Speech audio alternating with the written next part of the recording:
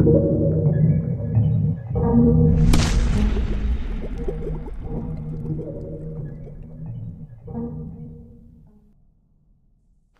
सभी का स्वागत है हमारे चैनल पर। तो आज हम बात करते हैं उन स्टूडेंट के बारे में जिसने अभी हाल फिलहाल या कुछ समय पहले 12th पास करी है पीसीबी से। यानी कि जो हमारा 12th में स्पेशल सब्जेक्ट होता है बायोलॉजी, उस वाले सब्जेक्ट से अगर किसी मतलब स्टूडेंट ने अभी 12th की है, उसके बाद उसके मन में ख्याल आता है या सवाल आता है कि 12th बाद हम करें क्या। कुछ सोचते हैं कि हम मेडिकल कोर्स करें, तो मेडिकल कोर्स कौन सा करें, किस में ज़्यादा जॉब अपॉर्चुनिटीज़ है। तो आज हम बात करते हैं इसी टॉपिक पर। चलिए शुरू करते हैं। और आज का हमारा टॉपिक है नर्सिंग है क्या, या नर्सिंग क्या है, क्या 12th के बाद हमें इसको करना चाहिए या नहीं। और इस वीडियो में हम जानेंगे कि नर्सिंग के मेन काम क्या होते हैं, नर्सिंग कोर्स कौन कौन से होते हैं। तो सबसे पहला सवाल, नर्सिंग क्या है। यह एक ऐसा हेल्थ केयर प्रोफेशन है जिसमें नर्सिस पेशेंट की देखभाल यानी कि केयर, ट्रीटमेंट और रिकवरी में डॉक्टर की मदद करती है। तो अब हम बात करते हैं नर्सिंग के मेन काम क्या होते हैं। इसका सबसे मेन काम होता है पेशेंट की जो हेल्थ होती है उसको मॉनिटर करना होता है। जैसे कि इसमें हम चेक करते हैं बीपी, टेम्परेचर, पल्स, ये सब चीज़। दूसरा काम क्या होता है हमारा, जैसे कि इंजेक्शन लगाना, ड्रेसिंग करना या मेडिसिन देना। तीसरा, जैसे कि किसी भी पेशेंट को ऑपरेशन थिएटर में ले जाया गया है और उसको क्या करते हैं, डॉक्टर को हेल्प कराते हैं, ऑपरेशन थिएटर में ऑपरेट कराने में मदद करते हैं डॉक्टर की। तीसरा क्या है, जो हमारे जो पेशेंट और उसके जो परिवार वाले होते हैं उन्हें हेल्थ रिलेटेड क्या है हम गाइड करते हैं।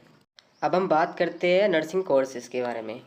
तो हमारा मेनली क्या है, नर्सिंग कोर्सेज़ में 5 कोर्स आते हैं जो कि स्टार्ट हो जाते हैं 2 साल, 3 साल, 4 साल, मतलब इस तरीके का उनका कोर्स ड्यूरेशन रहता है, समय रहता है इतने का।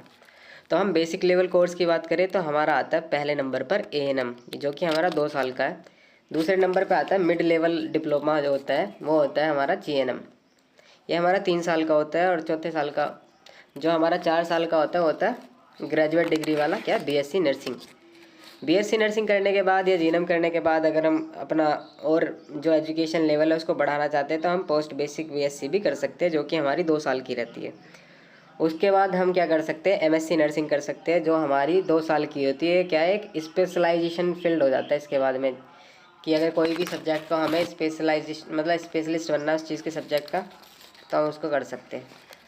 आगे हम 5वें नंबर पर अब बात करते हैं कैरियर अपॉर्चुनिटीज़ की, जो कि पहले नंबर पर आते हैं गवर्नमेंट अपॉर्चुनिटी, यानी कि जो गवर्नमेंट हॉस्पिटल होते हैं या प्राइवेट हॉस्पिटल होते हैं उसमें हम क्या काम कर सकते हैं एज अ स्टाफ नर्स।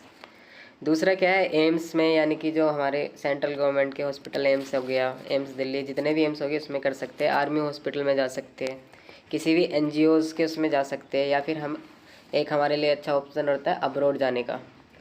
वहाँ पे क्या है, अब्रॉड जाओ यानी कि विदेश जाओ और वहाँ पे as A staff nurse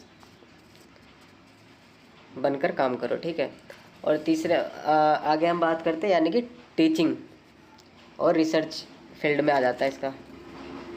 last हमारा एक क्वेश्चन आता है कि हम नर्सिंग ही क्यों चुने, यानी कि हम नर्सिंग ही क्यों चुनते हैं। तो मैं बताता हूँ नर्सिंग क्यों चुनना चाहिए हमें। पहले तो इसकी जो है ये हाई डिमांड में। दूसरा क्या है, इसमें जॉब सिक्योरिटी, यानी कि हमें जॉब कहीं भी मिल जाएगी। तीसरा क्या है, देश और समाज की सेवा करने का मौका मिलेगा तुम्हें। इससे मतलब इस कोर्स को करने के बाद क्या एक तुम्हारे पास एक हो जाता है ना, स्टेबल इनकम हो जाता है, यानी कि जो इनकम का रिसोर्सेस है जो हमारे पास वो क्या है स्टेबल हो जाता है। और लास्ट में क्या है, इसमें हमें कुछ ना कुछ रोज़ नया सीखने के लिए मिलता है। तो हमारी वीडियो इस टॉपिक पर आज ख़त्म हुई।